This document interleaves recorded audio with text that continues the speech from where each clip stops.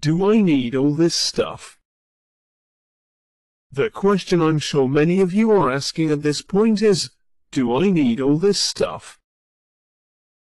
During the classes that I conducted in our home in 2005 and 2006 and subsequent day-long workshops I've conducted around the country with people having little or no prior magical experience, it has become abundantly clear to me that the magical objects and furniture Dee and Kelley received during the Heptarchy periods can and should be formally employed in order to create the specific environment of consciousness conducive to the practice of angelic vision magic. Most exciting for me was the discovery that once the magician is prepared and the temple activated, the angelic forces can be individually called forth or visited by means of classic evocation techniques, or even informal extemporaneous prayers and conjurations. In other words, I believe that even if he or she never went on to practice Enochian magic per se, a resourceful magician, willing to experiment, and armed with a proper understanding of the tools and formulae of the Heptarchic periods would be already prepared to engage in angelic vision magic of a high order. This is new territory for all of us, but it holds much promise, for it entails the possibility of contacting the same angelic forces that engaged Dee and Kelley throughout most of their day-to-day actions.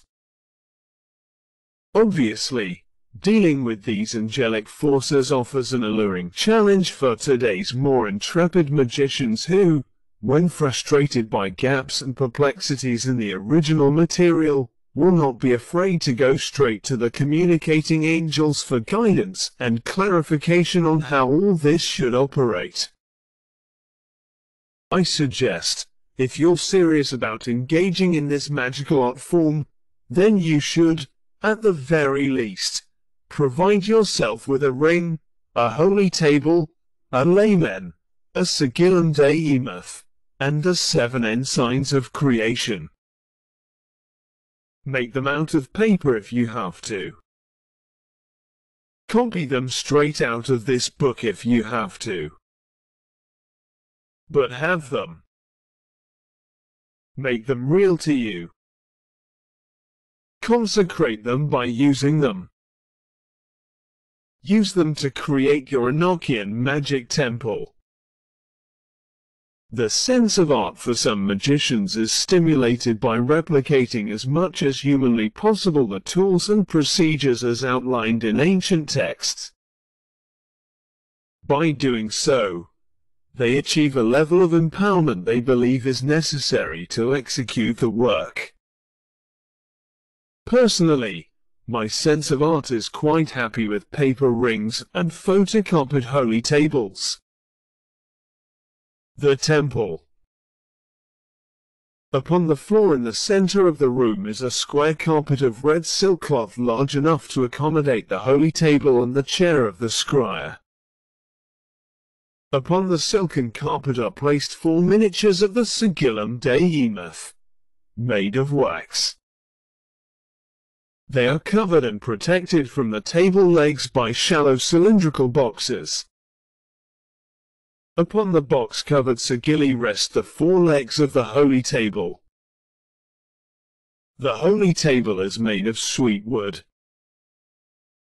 Upon the holy table, arranged as we've discussed, are the 7 ensigns of creation and the sigillum Dei Emoth, made of purified beeswax, 9 inches in diameter and 1.5 inches thick.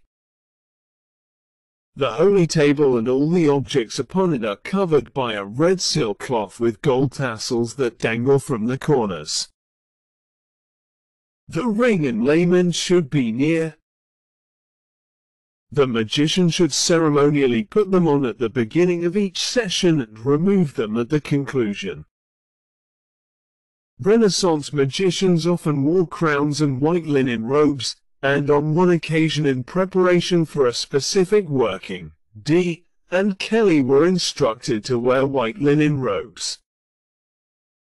In an operation that took place on July 13, 1584, The archangel Gabriel told the magicians, "See that your garments be clean. Herein be not rash, nor over hasty, for those that are hasty and rash, and are loathsomely apparelled, might not long before they enter." 66 In practical operations conducted by my Monday night class and my Enochian magic workshops, everyone is shoeless and wears comfortable street clothes. In private sessions, such as the one I described in Lesson 1, I put on a simple black robe.